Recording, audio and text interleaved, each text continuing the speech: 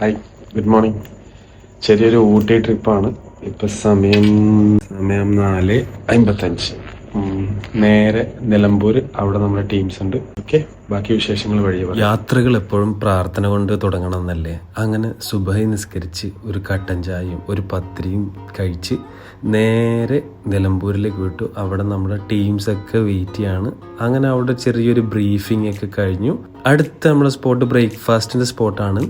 ഗൂഡല്ലൂർ എത്തുന്നതിന് 2 കിലോമീറ്റർ മുന്നെയാണ് ശാസ്താപുരി എന്ന് പറഞ്ഞൊരു റെസ്റ്റോറൻറ്റ്. പൂരിക്ക് കുറച്ച് എണ്ണ കുടിച്ചത് ഒഴികെ ബാക്കി ഫുഡൊക്കെ ഓക്കെ ആയിരുന്നു.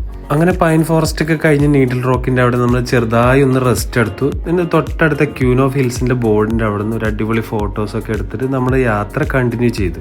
അപ്പോഴേക്കും ഏകദേശം ഉച്ചരയായി. ഇനിയിപ്പോൾ നമുക്ക് ലഞ്ച് കഴിക്കണമല്ലോ. ബിരിയാണി ഓർഡർ ചെയ്തു. കുഴപ്പമില്ലാത്ത ബിരിയാണി, നല്ല ക്വാണ്ടിറ്റി ഉണ്ട്, ടേസ്റ്റും കുഴപ്പമില്ല. ബട്ട് പ്രൈസ് 200 രൂപയായിരുന്നു.